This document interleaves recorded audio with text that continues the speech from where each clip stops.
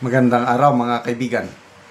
Bigyan natin ng reaction opinion itong post ni Atty. Rowena Guanzon na kung saan binabatikos niya ang Agriculture Secretary sa mga pahayag niya tungkol sa mga aligasyon ni Saldico laban sa Pangulo at saka sa First Lady. Unahin ko muna ang pahayag ng Agriculture Secretary. Then after that, basahin natin yung birada ni Atty. Guanzon sa Secretary Laurel na ito. Sabi ng Secretary, tungkol ito sa akusasyon ni Saldico kay First Lady Liza Raneta Marcos na siya daw ang nagko-control sa mga importers ng bigas, asukal, ano pa yung isa? Sibuyas. It's total baloney. Baloney, yung walang katotohanan, diba? Hindi ka panipaniwala. Sinabi ko nga parang script sa Netflix series. Talagang ang galing. Pwede mo siyang tawaging mananahi. Ang galing magtahi ng kwento. Saldico, ang masasabi ko sa iyo, umuwi ka na, harapin mo na. Iyan ang panawagan ng mamamayang Pilipino. Anong mamamayang Pilipino? Ako, ang panawagan ko, huwag mo nang umuwi. Magtago muna dahil papatayin. Baka magurgur siya, maging Ninoy Aquino Parto siya. Sinong nananawagan? Gaano kadami ang nananawagan? Baka kayo lang. Panawagan ng mamamayang Pilipino. Ito ang birada ni Atty. Guanzon. Itong Secretary of Agriculture na close friend ni BBM. Walang degree sa agriculture. Hindi rin farmer. Kahit ng lemongrass o pandan. Eksakto. Pero kung makaasta, parang expert. Sagutin mo nga ang tanong, bakit hanggang ngayon hindi mo nahuhuli ang smuggling ng sibuyas? Technical smuggling ng bigas sa NFA at manipulasyon ng presyo ng asukal? Dahil mga kamag-anak ni BBM Liza ang mga protector ng smugglers o sila mismo? Yan. Nadali kayo ni Atty. Guanzon. Between Saldico and this Secretary Laurel, mas pinapaniwalaan ko ang mga pahayag ni Saldico. Kasi una, yung sibuyas, totoo naman nagkaroon ng krisis sa sibuyas December of 2022. Umabot ng 700 to 800 per kilo. Tapos, mismo ang kakampi ng mga Marcos na kolumnista si Mr. Ramon Tulfo ang nagbulgar sa kanyang kolum pa noon sa Philippine Star na I have reports. Nananawagan ako sa palasyo dahil ang natatanggap kong reports, kapatid mismo ng First Lady Martin Araneta ang nagko-control sa importation ng sibuyas. Ganon. Galing mismo sa aliado nila. Mamaya, nung sinimulan yung investigasyon, yung importation ng sibuyas, biglang napatigil. Reklamo si Senator Amy. Bakit tinigil?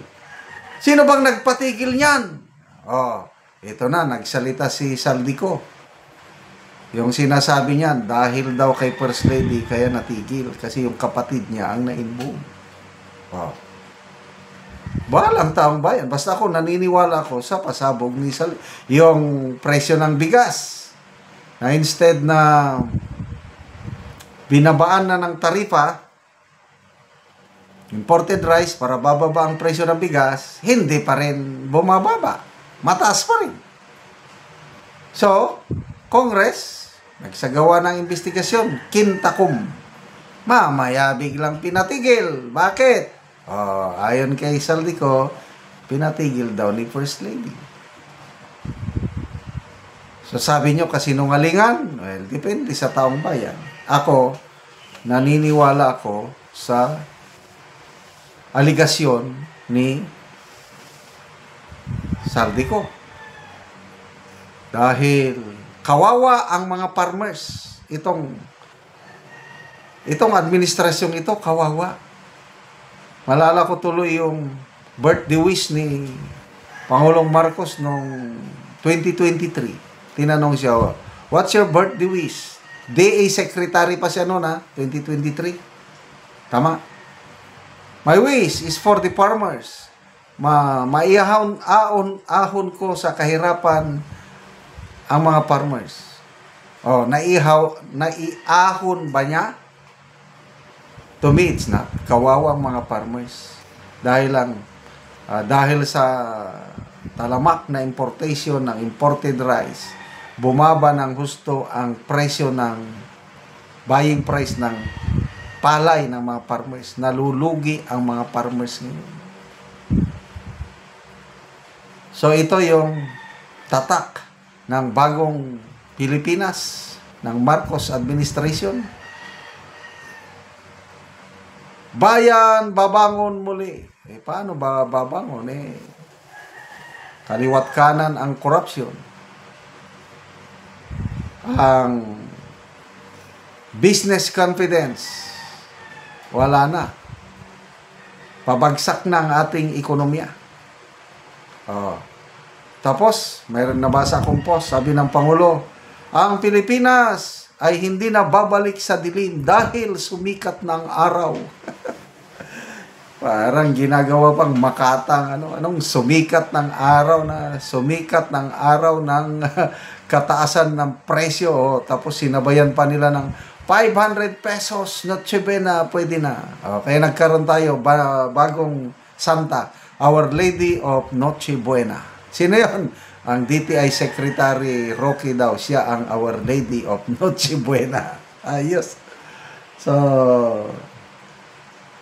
sana makabalik dito si Saldico para kailang kung babalik siya, paano ma-assure ang kanyang safety? Baka mamaya maging Ninoy Aquino parto siya. So meantime, habang hindi pa assured ang kanyang safety, bahala na siya kung anong gawin niya, kung saan, paano siya magtago. Kaya salamat mga kaibigan sa inyong pagsubaybay sa ating channel. Nakakatulong kayo ng malaki sa tribong Talandig ng Bukidnon dahil ang income natin sa channel na ito pantulong po sa tribo. Namimigay tayo ng mga libreng yero at pako para makapagpatayo itong tribong ito ng mas maayos na tirahan. Panoorin nyo ang video na ito. Ang balay ni Kuya sa taga Anamugiro, so mag-atop na siya. Siya nang gitangtang ang ilang mga atop nga silupin lang. Mga silupin lang, so kuwao na. O, pilagid ka tuig nga ang ilang balay. Inaan lang ang itsura o. Mga silupin lang. Ano ni ang ilang kahintang o. Makita gid nato nga lisod gid kayo ang ilang pagtuig. O, nagatulog na gani ang mga tubig. Kaya naputok lagi sa silupin.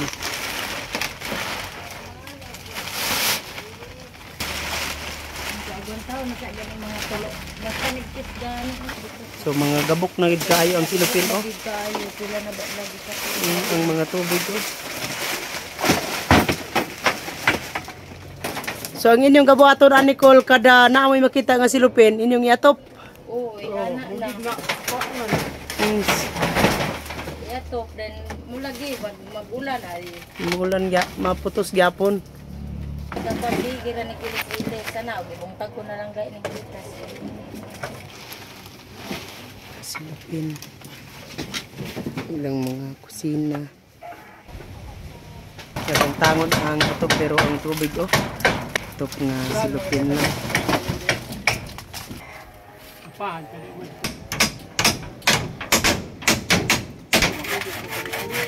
karon naman sa pagtanggal mag-atop na po si Angkol. Ay nakuha naman tong iyang atop ng mga silupin lang.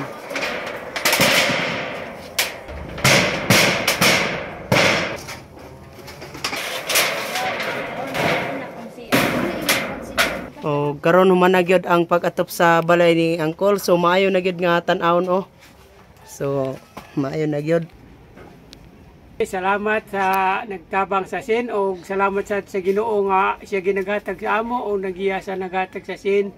Nga wala na ito nga mong gikuan ni silupin. Umayo na. Oo. Hindi ko kayo pasalamat sa nagtabang sa amo na sa Ginoo. Salamat kayo ko. Umayo na gyud ang atop ni Angkol karon.